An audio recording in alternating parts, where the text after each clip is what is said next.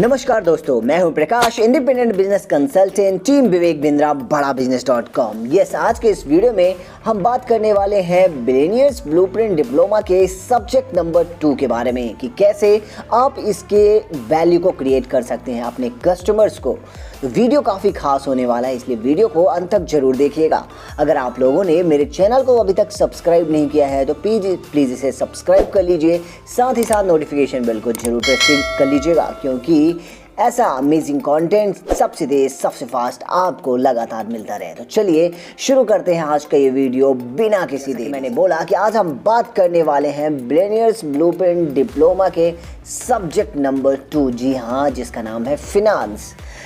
इसके पहले हमने पिछले वीडियो में सीखा कि कैसे आप हाउ टू स्टार्टअप के बारे में सीखा और कैसे आप अपने कस्टमर को इसकी वैल्यू क्रिएशन कर सकते हैं।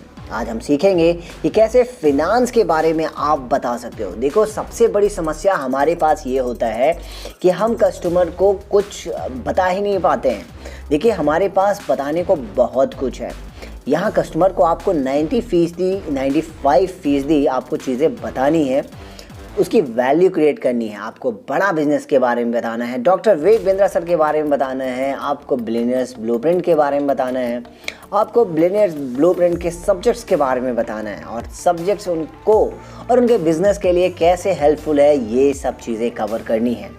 तो ये आज के, जैसे मैंने बताया, फिनांस के बारे में बात करने वाले हैं। तो मैं छोटा सा एक रिकैप कर लेता हूं कि प्रीवियस सब्जेक्ट, जी हाँ, जिसका नाम था how to start a startup, हमने क्या सीखा था। हमने सीखा था कि देखिए, 2 तरीके की एंटरप्रेन्योरशिप होती है। एक होती है SME, जिसको कहते हैं स्मॉल एंड मीडियम एंटरप्राइज, और दूसरा होता है IDE यानी इनोवेशन ड्रिवन एंटरप्रेन्योरशिप। देखिए, एक में सीधा स्ट्रेट आपको टाइम लगता है, समय के साथ आप प्रोपोर्शनेट ग्रोथ करते हैं, बट IDE में आप एक जे ग्रोथ मिलता है। इस तरीके से हमने एंटरप्रेन्योरशिप के बारे में सीखा था और हम ये सब चीज़ें बहुत इन डेप्थ सीखने वाले हैं हमारे कोर्स, हमारे subject how to start a startup. अब हम आज सीखने वाले हैं फिनांस में। जी हाँ, हमारे पास कहने को बहुत कुछ है। आखिर हम क्यों ऐसा कहते हैं? बिकॉज हम चाहते हैं कि हमारे पास इतना कुछ है कि हम आपके सब्जेक्ट्स की वैल्यू इतने अच्छे से क्रिएट कर सकें ताकि हमारा जो कस्टमर है वो एजुकेट हो सके। हम उनको एजुकेट करते हैं। यहाँ पे हम ऐसा जब करते हैं तो हम एक प्रोफेशनल एंड बहुत ही साउंड प्रोफेशनल कंसल्टेंट लगते हैं। और जब आप ऐसे धीरे धीरे करते हैं तो आप का प्रॉस्पेक्ट और कस्टमर के साथ एक ट्रस्ट बिल्ड हो जाता है और वो ट्रस्ट गेन करने लग जाते हैं। जैसा कि बताया कि मैंने, क्या आखिर बिजनेस का एक एंड ऑब्जेक्टिव क्या होता है?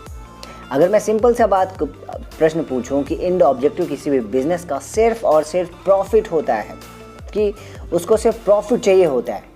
अब देखिए, प्रॉफिट बनता कैसे है? देखिए, सिंपल सा फॉर्मूला है, आप भी जानते होंगे कि प्रॉफिट यानी सेल्स माइनस कॉस्ट। मतलब सिंपल सा है, कितनी आपने कॉस्ट लगाई उसको बनाने में, माइनस कर दीजिए आपने कितनी उसको बेची, आपका ऑलरेडी प्रॉफिट निकल आता है। बट देखिए, प्रॉफिट कैसे कैलकुलेट करेंगे? देखिए, प्रॉफिट आप कैलकुलेट करेंगे सिर्फ 2 ही तरीके से, या तो आपका रेवेन्यू बढ़ रहा है या कॉस्ट ज़्यादा लग रही है ना। अभी आपको 2 ही प्रॉब्लम है। अब इसको आप कैसे समझेंगे? देखिए, इन सब चीज़ों को अगर आप समझना चाहते हैं तो आप अपने फिनेंशियल स्टेटमेंट को आपको समझना बहुत ज़रूरी हो जाएगा। क्यों? क्योंकि फिनेंशियल स्टेटमेंट्स ही होते हैं जो आपके प्रॉफिट्स को एक्यूरेटली बता सकते हैं कि आपको एग्जैक्टली क्या करना है। आप कॉस्ट में प्रॉब्लम आपकी आ रही, आपकी रेवेन्यू क्यों नहीं बढ़ रही, कॉस्ट ज़्यादा क्यों लग रही, आप ये सब चीज़ें तभी समझ पाएंगे जब आप फिनेंशियल स्टेटमेंट्स को समझना प्रारंभ कर देते हैं। तो फिनेंशियल स्टेटमेंट्स के बारे में समझ लेते हैं। अब देखिए, फिनेंशियल स्टेटमेंट्स होते क्या है। सबसे पहले मैं समझ लो बैलेंस शीट के बारे में। आप जैसा कि जानते हैं, बैलेंस शीट बिजनेस की पूरी कुंडली होती है। शुरुआत से लेके आज तक जो भी कुछ आपने किया है वो बैलेंस शीट में होता है। अब P&L अकाउंट के बारे में बात करें तो ये देखिए, ये जो अकाउंट होता है ये पीरियोडिक होता है। देखिए, आप इस स्पेसिफिक टाइम पीरियड में आप जानना चाहते हैं कि क्या प्रॉफिट एंड लॉस अकाउंट है, इसमें कितना नुकसान हुआ और कितना फ़ायदा, ये इस अकाउंट में आपको मिल जाता है।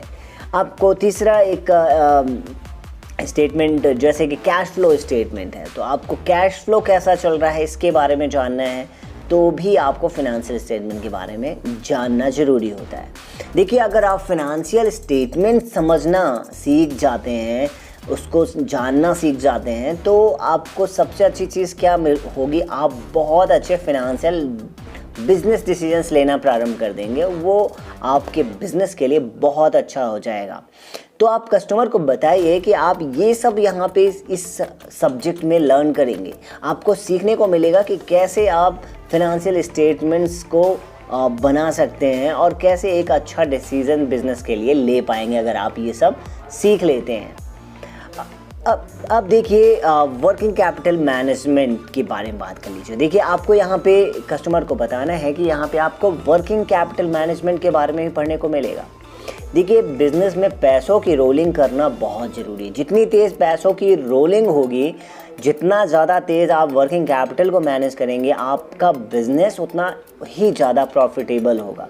देखिए, आपको यहाँ पे इस सब्जेक्ट के अंतर्गत सीखने को मिलेगा कि स्टॉक कितना होना चाहिए। देखिए, आपको कितना स्टॉक रखना है ये बहुत ज़रूरी है कि आपको पता होना चाहिए कि आपको धंधे में कितना स्टॉक रखना है। ऐसा नहीं कि आप बहुत ज़्यादा ओवर स्टॉक रख लें या बहुत ज़्यादा कम रख लें।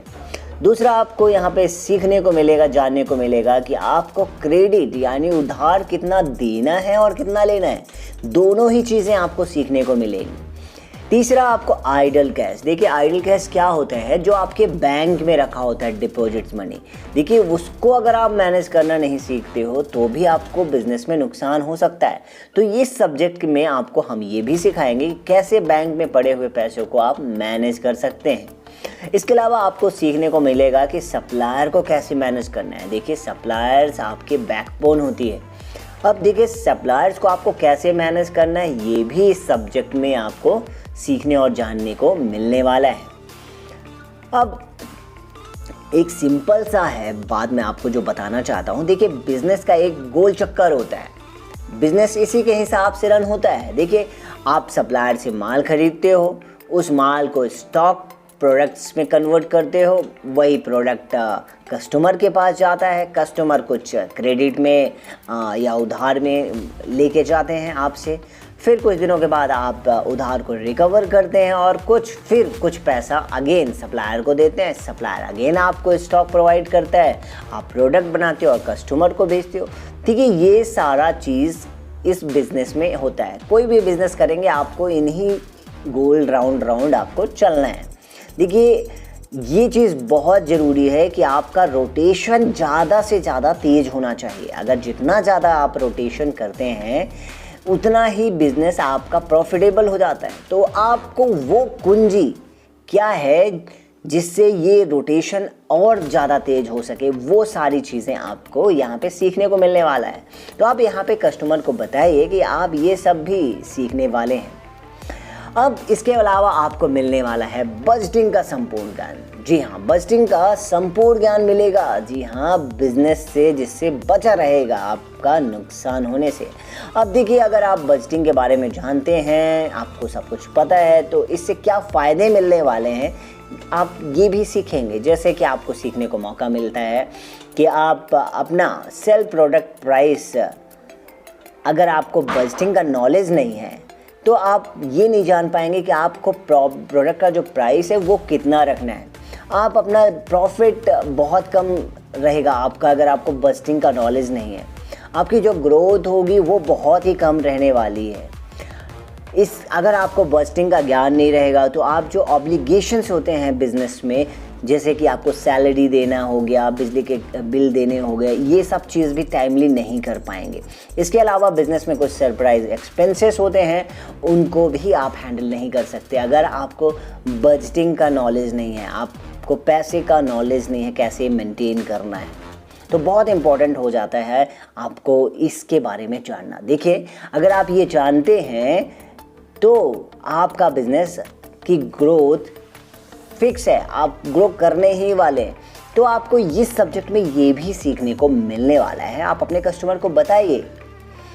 देखिए, इसके अलावा आपको सीखने को मिलेगा डेप्ट मैनेजमेंट। देखिए, डेप्ट मैनेजमेंट करना क्यों ज़रूरी है। देखिए, डेप्ट मैनेजमेंट इसलिए ज़रूरी है जब आप कोई भी डेब्ट रेज करते हैं तो आपको क्या चीज़ें ध्यान रखनी है। आप अगर किसी से उधार लेने वाले हैं तो क्या किन बातों का आपको ध्यान रखना है, स्पेशली वो चीज़ें आपको सीखने को मिलेंगी। आपको बताया जाएगा कि क्रेडिट स्कोर आपका कितना है, कैसे आप जान सकते हैं क्रेडिट स्कोर, ये भी सीखने को मिलेगा।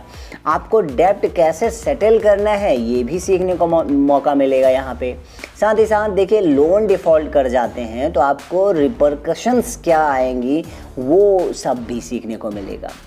आप डेब्ट रिकवरी कैसे करेंगे, ये सीखने को मिलेगा। कुछ केस स्टडीज़ के साथ ये सब सीखने को मिलेगा।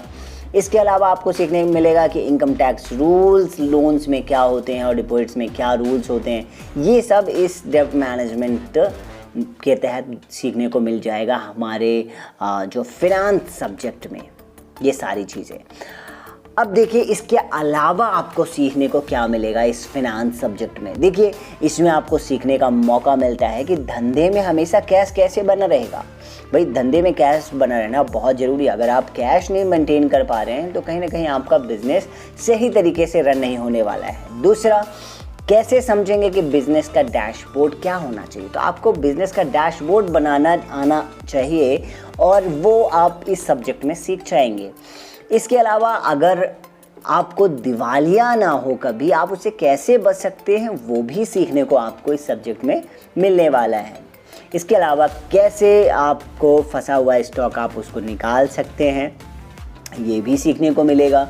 इसके अलावा आप अपनी उधारी और खर्चों की मगजमारी जो चलती है ना आपके बिजनेस में, उससे कैसे आप बाहर निकल सकते हो, वो भी इस सब्जेक्ट में सब कुछ बहुत डीपली तरीके से सिखाया गया है। देखिए, इस तरीके से आप वैल्यू क्रिएट कर सकते हैं आप अपने प्रॉस्पेक्ट के लिए।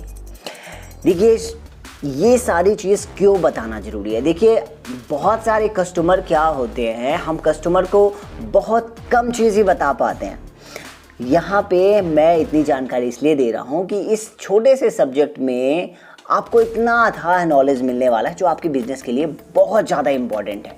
तो आप अपने प्रॉस्पेक्ट को ये सारी इन्फॉर्मेशन ज़रूर दीजिए।